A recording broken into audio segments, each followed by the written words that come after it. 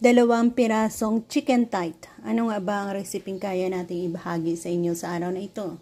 So join me guys kung paano natin gawin ang isa sa pinakasimpleng pamamaraan ng pagluluto ng manok. At simplihan lang natin.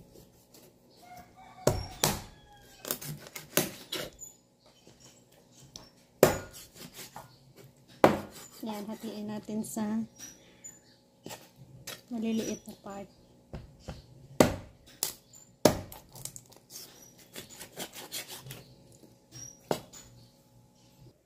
So, ayan na nga, nakakat na tayo ng ginger, onion, garlic, at bay leaves. So, ang manok natin ay lutuin natin sa oyster sauce. Ayan, isa sa pinakamabilis lang na pamamaraan ng pagluluto ng adobo sa oyster sauce na manok. I-start natin sa slightly fried ng ating manok nito.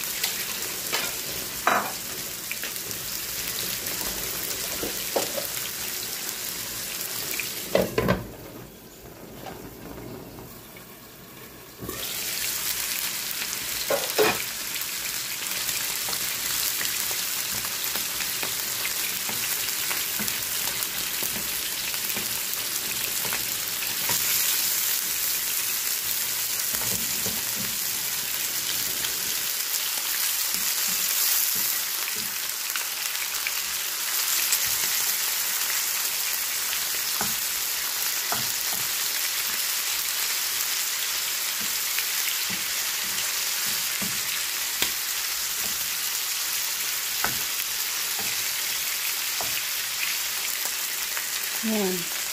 Lightly fried na. Lagyan natin ang onion, garlic, ginger, bay leaves.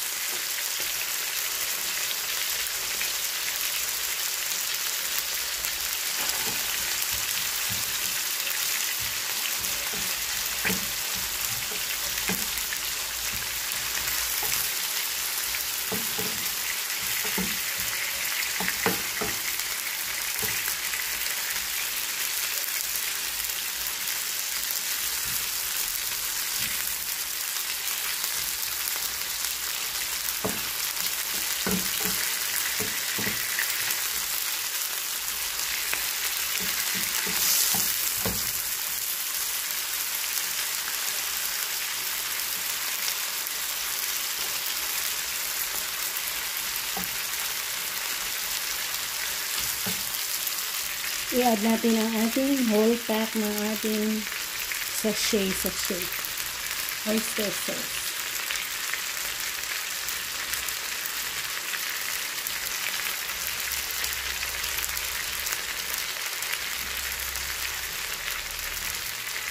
Lagay tayo ng soy sauce.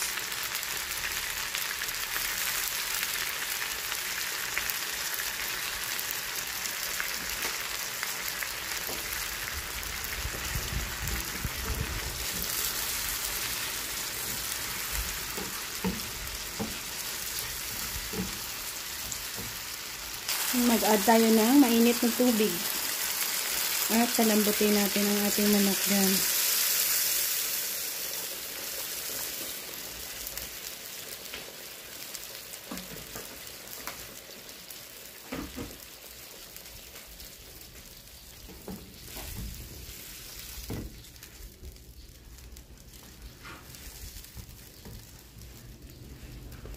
Namaya na natin i-adjust ang asin dahil nga sa nilagyan natin ng soy sauce.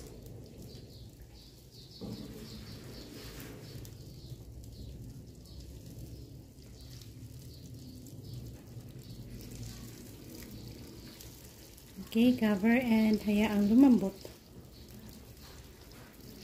So, yan. Mag-add tayo ng vinegar at sugar. Konting vinegar.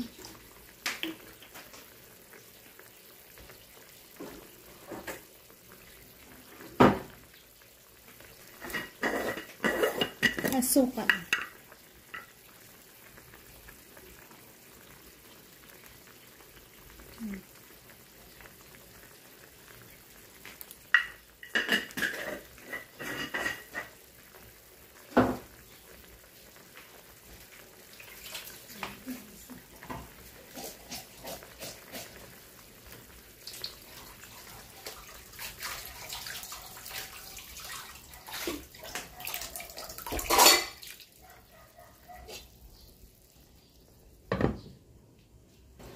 Yan, nasilip kung ano na ang kanyang lagay.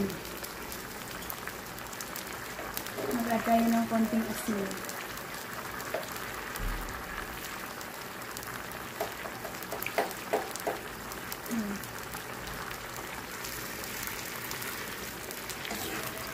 Medyo pa-dry pa natin siya ng konti. Napakasarap.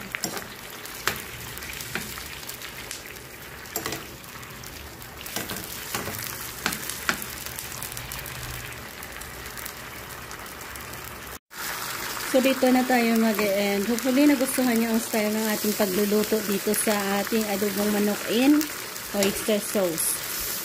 So, nakuha na natin ang sakto at tamang thickness na ating gusto para sa ating gravy. Sa ating adobong manok na ito. At dito natin i-serve.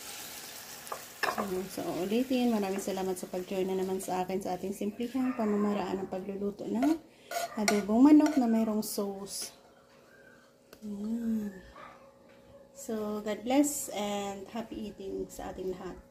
Maraming salamat ulit. Bye-bye.